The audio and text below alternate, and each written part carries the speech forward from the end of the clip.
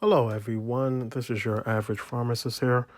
I actually made this YouTube channel just to inform people about interesting things that have happened in the medical world, both in the past and present.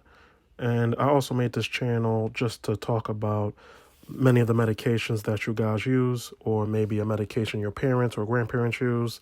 Um, Let you know how they work, what are some of the side effects, and just leave me a comment below. And I definitely will make sure to make a video about whatever medication you want to learn about. So let's go ahead and jump right into it. So today we're going to be talking about a drug called thalidomide. And this is a very important story because it shows the importance of initial drug testing before drugs are marketed and given to the masses. So the drug thalidomide was first marketed in West Germany as Contigrin in 1957, as you can see here with this old picture, and it was available over the counter. So basically, post-World War II, as you can expect, there was an increased prevalence in sleeplessness, and this drug actually helped use to treat that. So it was used as a sedative, but also it was used to treat with morning sickness, and it was used in Germany and throughout the continent of Europe. It was used in the United Kingdom. It was used in Australia and New Zealand. So I actually have an older ad for Distavel, which is what it was called in the UK and Australia. And as I said before, it was used for morning sickness. So the advertisement actually claimed, or the pharmaceutical company was advertising that, quote, Distavel can be given with complete safety to pregnant women and nursing mothers without adverse effect on mother or child. Outstandingly safe, Distavel has been prescribed for nearly 3 years in this country. So, as you can see, the product was advertised as safe for everyone, both mom and child, and it was touted that it can definitely be used in pregnancy. So, in the year 1960, or by the year 1960, it was marketed in 46 countries and it was being sold in large quantities. The only country missing from selling thalidomide was the good old United States of America. There was a new drug application for the drug in America in 1960.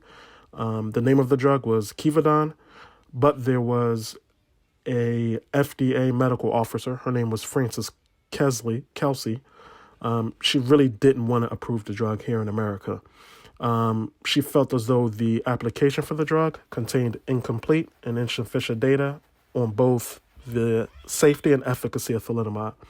So her strongest concern was the use of the drug thalidomide in pregnancy and the outcome of the fetus. At the time, there was a lack of data indicating if the drug could cross the placenta.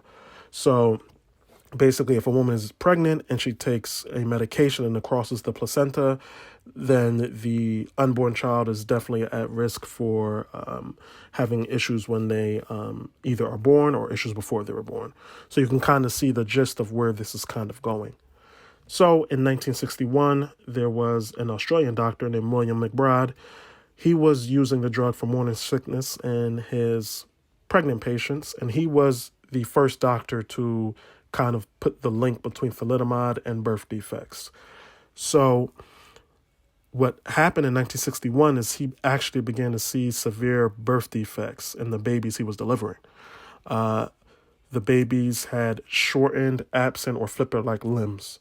Then later in 1961, a German newspaper reported 161 babies were born with these severe birth defects due to thalidomide.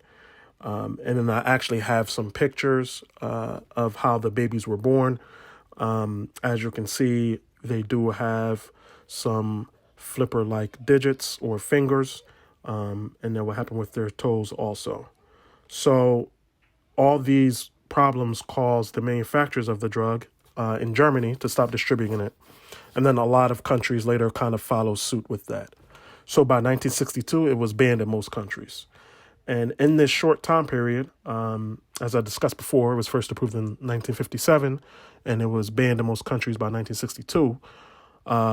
In total, about 10,000 babies were affected worldwide, and half of them actually, unfortunately, died within months of being born. And then the babies that actually did survive, they survived with this deformity that the drug caused. And you can see how, if you don't have complete hands and fingers, how life can kind of be hard for you. So as I explained before, the drug wasn't even approved in the United States due to the FDA officer named Francis Kelsey. And it actually was a really good thing because we kind of, in this country, we had this issue kind of deterred. So from all of this tragedy that happened, the FDA actually made a lot of changes.